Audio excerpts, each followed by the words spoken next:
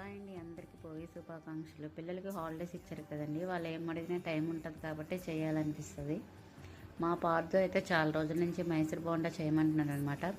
సరేలే భోగి రోజు మధ్యాహ్నం పులిహోర చేశాను, నైట్కి ఇంకా అడుగుతున్నాడు కదా అనేసి మైసూర్ బజ్జీ చేద్దామని కలిపాను అనమాట. ముందైతే పెరుగు తీసుకున్నాను, ఒక పావు లీటర్ వరకు. అందులోకి హాఫ్ స్పూన్ వరకు తినే సోడా, రుచికి సరిపడా ఉప్పు, ఇంకా ఆయిల్ వేసుకున్నాను. ఒక్క 5 మినిట్స్ అలా ఉంచేసి అందులోనే ఇంకా పిండి కలుపుకున్నాను అనమాట. నేనైతే 1 కప్పు గోధుమ పిండి, 1 కప్పు మైదా పిండి, 1 కప్పు బియ్యం పిండి వేసుకున్నాను. మీరు అచ్చంగా గోధుమ పిండి కానీ అచ్చంగా మైదా పిండి కానీ వేసుకోవచ్చు. బియ్యం పిండి అయితే 1 కప్పు యాడ్ చేసుకోండి, బాగుంటాయి. తర్వాత ఇవి బాగా కలుపుకోవాలి. నేనైతే ఇక్కడ విస్కర్తో కలిపాను కానండి, చేతితో కలుపుకుంటే బాగుంటుందన్నమాట. వీడియో కోసం కలిపాను కానీ నాకు కుదరలేదు, వీడియో కూడా తీయడం కుదరలేదు.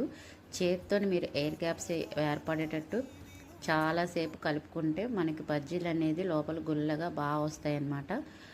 బాగా కలిపేసుకున్నాక అందులోకి ఆయిల్ వేసి పైన ఒక 2 స్పూన్స్ వరకు ఆయిల్ వేసేసుకొని మూత పెట్టేసుకుని అలానే పెట్టేస్తే పిండి ఆరిపోకుండా ఉంటుంది.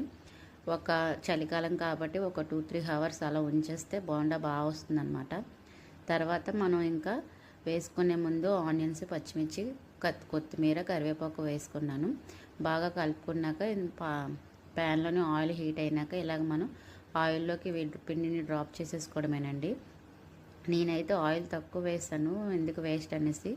బోండా ములిగే వరకు వేసుకుంటే ఇంకా బాగా పొంగుతాయి అన్నమాట. చూసారు కదా ఎంత బాగా వచ్చాయో. చాలా టేస్ట్ కూడా చాలా బాగుంది. మీకు ఇంకా నిజం చెప్పనా, నేను కూడా ఏదో ఫస్ట్ టైం అండి, చాలా బాగా కుదిరాయి. మీరు కూడా ఇలానే ట్రై చేయండి, చాలా బాగా వస్తే పిల్లలు కూడా ఇష్టంగా తింటారు. దాంతోపాటు ఆనియన్స్, ఇంకా నిమ్మకాయ, మా ఇంట్లో కారం పొడి ఉంది, పల్లి చట్నీ చేశాను అనమాట. సూపర్గా ఉన్నాయి. మీరు కూడా ట్రై చేయండి, నచ్చితే లైక్ చేయండి.